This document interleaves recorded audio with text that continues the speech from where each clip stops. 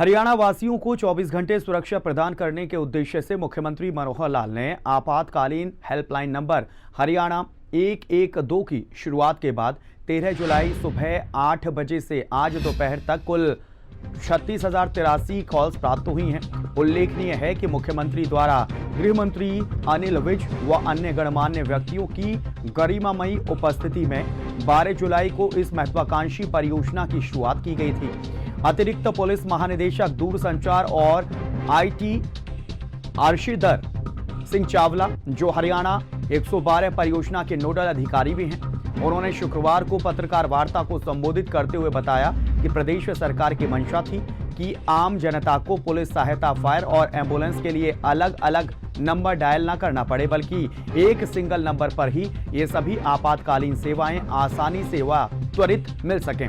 इसी उद्देश्य के लिए हरियाणा 112 को क्रियान्वित किया गया है।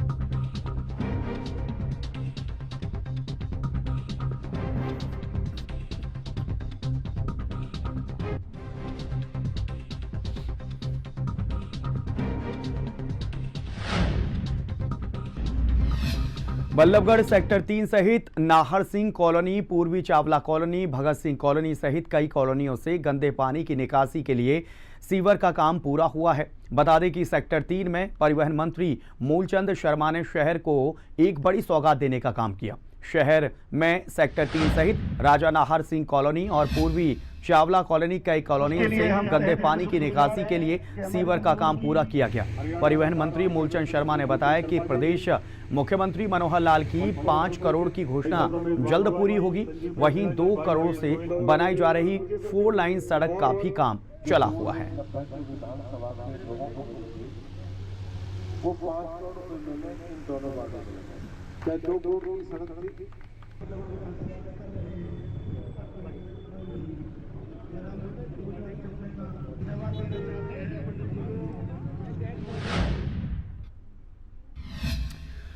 धीमी पड़ती कोरोना की लहर के बीच कैथल में 9वीं से 12वीं कक्षा तक स्कूल खोल दिए गए हैं। इस दौरान थर्मल स्कैनिंग, सैनिटाइजर और सोशल डिस्टेंसिंग के साथ विद्यार्थियों की पढ़ाई हो रही है।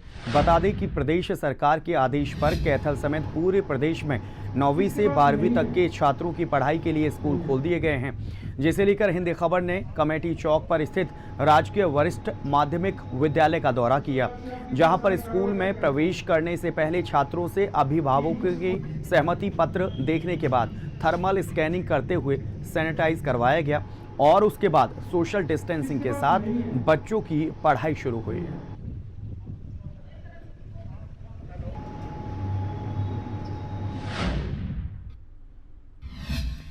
हरियाणा में आखिरकार स्कूलों में ऑफलाइन पढ़ाई का इंतजार खत्म हो गया है। आज मौजूदा शिक्षा मंत्री शिक्षा सत्र में पहली बार सभी सरकारी और निजी स्कूलों में 9वीं से 12वीं तक की कक्षाएं शुरू हो गई हैं। ये जानकारी निकलकर सामने आई। सुबह 8:30 से कक्षाएं शुरू हुई और ये दोपहर 12:30 बजे तक चली और इसके लिए गाइडलाइंस जारी की गई।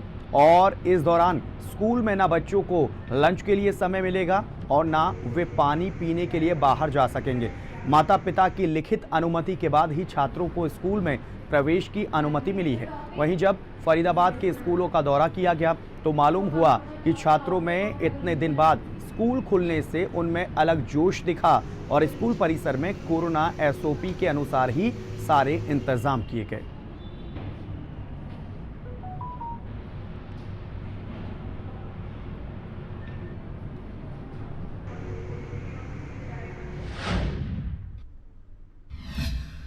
फरीदाबाद प्रशासन ने खोरी गांव को तोड़ने के बाद बेघर हुए हजारों परिवारों को राधा स्वामी आश्रम में ठहराने की व्यवस्था की है, जहां रहने और खाने की सुविधा दी जा रही है।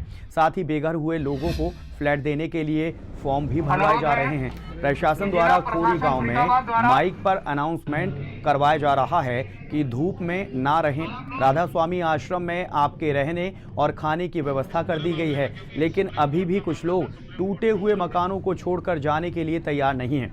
लोगों का कहना है कि 2 दिन का खाना तो प्रशासन आश्रम में खिला देगा, उसके बाद वो अपने बच्चों को लेकर कहां धक्के खाएंगे। कि जिला प्रशासन फरीदाबाद द्वारा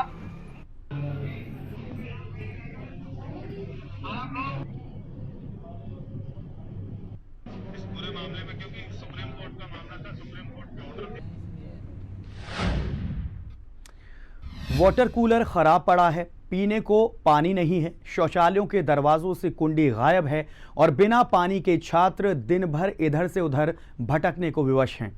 यह हम नहीं कह रहे बल्कि ये कहना है रेवाड़ी के राजकीय कन्या महाविद्यालय की छात्राओं का। जी हाँ, जिन्होंने ज्ञापन देने के बावजूद मांगे पूरी ना होने पर आज अखिल भारतीय विद्यार्थी परिषद के बैनर तले प्रिंसिपल ऑफिस के बाहर न केवल धरना प्रदर्शन दिया बल्कि कॉलेज प्रशासन के खिलाफ जमकर नारेबाजी भी की है। प्रदर्शनकारी छात्राओं का आरोप है कि भयंकर गर्मी के इस मौसम में भी कॉलेज में पीने का पानी तक नहीं है, वाटर कूलर खराब पड़ा है और कॉलेज का पानी खारा है। उनका ये कहना है कि टीचर्स के लिए तो बाहर से पानी के कैंपर मंगवा दिए जाते हैं, लेकिन छात्रों के लिए यहाँ पेयजल की कोई व्यवस्था नहीं है।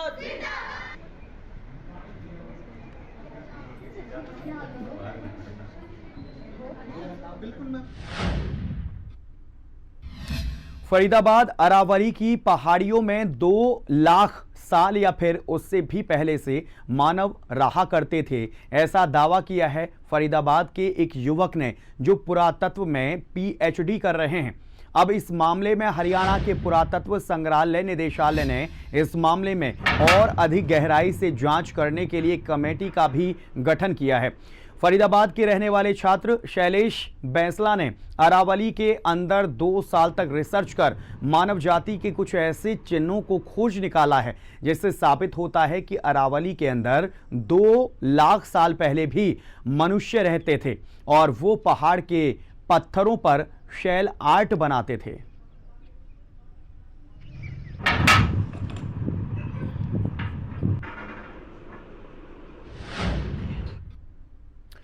गोहाना में नहर टूटने से 200 एकड़ फसल खराब हुई है। अहमदपुर माजरा गांव में खेतों से जा रहा टुकड़ा टूटा। कई बार फोन करने के बावजूद भी नहीं पहुंचा कोई अधिकारी। ग्रामीणों का आरोप, ड्रेनों की समय पर सफाई नहीं हुई। ग्रामीणों ने सरकार से उचित मुआवजे की मांग की है। तो कई बार फोन किया गया लेकिन मौके पर कोई अधिकारी नहीं पहुंचा। ग्रामीणों का आरोप, ड्रोनों की जो समय पर सफाई होनी चाहिए थी वो नहीं हुई।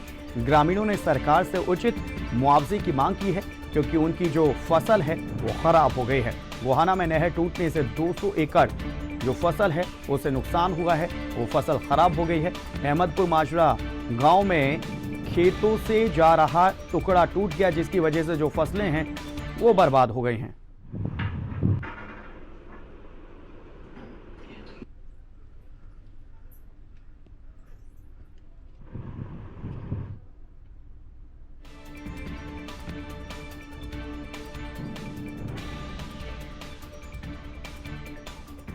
तो अहमदपुर माजरा गांव में खेतों से जा रहा टुकड़ा टूटा जिसकी वजह से 200 एकड़ में लगी फसल बर्बाद हो गई।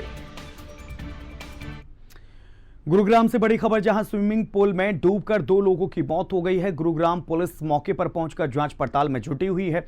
पुलिस ने शवों को कब्जे में लेकर पोस्टमार्टम के लिए भिजवा दिया है।